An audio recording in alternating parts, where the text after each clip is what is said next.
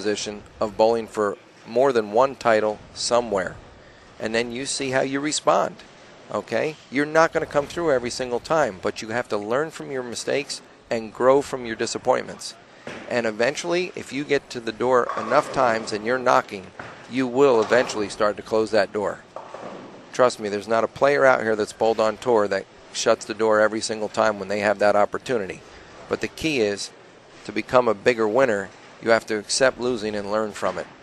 Go out there, bowl every tournament that you possibly can, and it's like a stepping stone, growing pain. But you know what? There's something to be learned by each and every ball rolled down the lane or each and every event you're going to bowl. Good luck.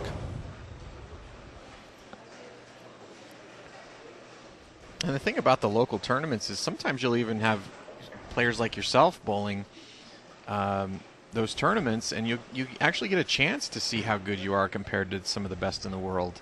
I know you bowled some local tournaments and had some success during the off season, and bowling against local players, and I think a lot of times those local players enjoy seeing players like yourself come out just to see how good they are.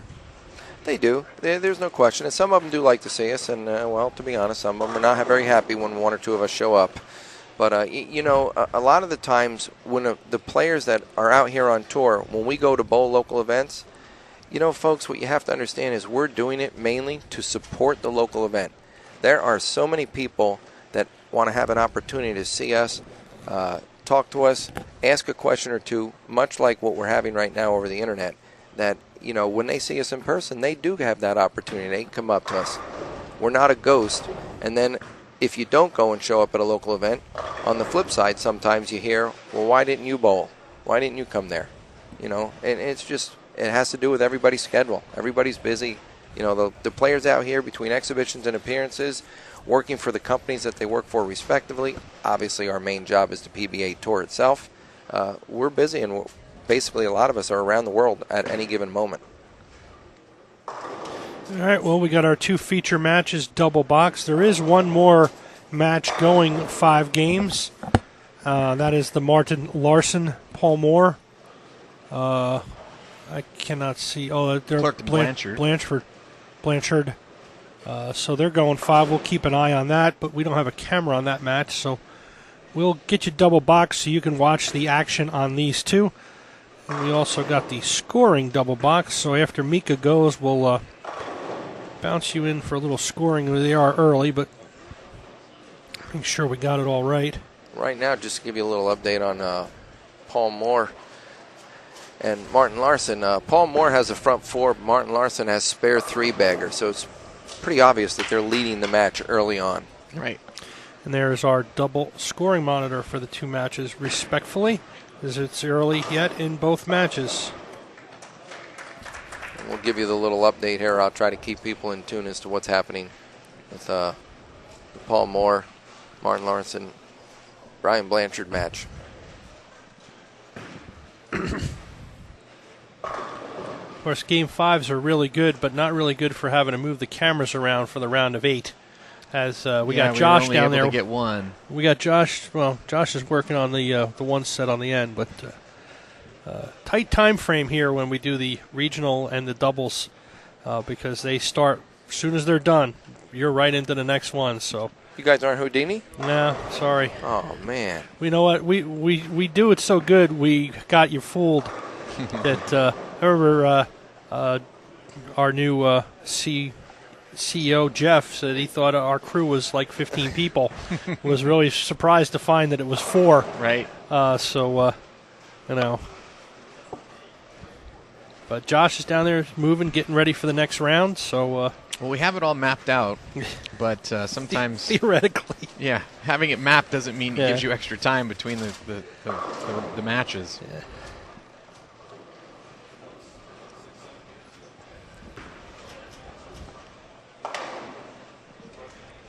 So we're still early. No team is out to an early lead in either match. Not the ones we're watching. Over here to the left, Martin Larson, Paul Moore. After 4 frames, it appears to me that the international team is up by about 40 pins. Yes. So, but that's not because the other team's bowling bad. It looks like they've got a few 9 spares in there. And yeah, only one double to show for it. Right. So they're not out of it yet.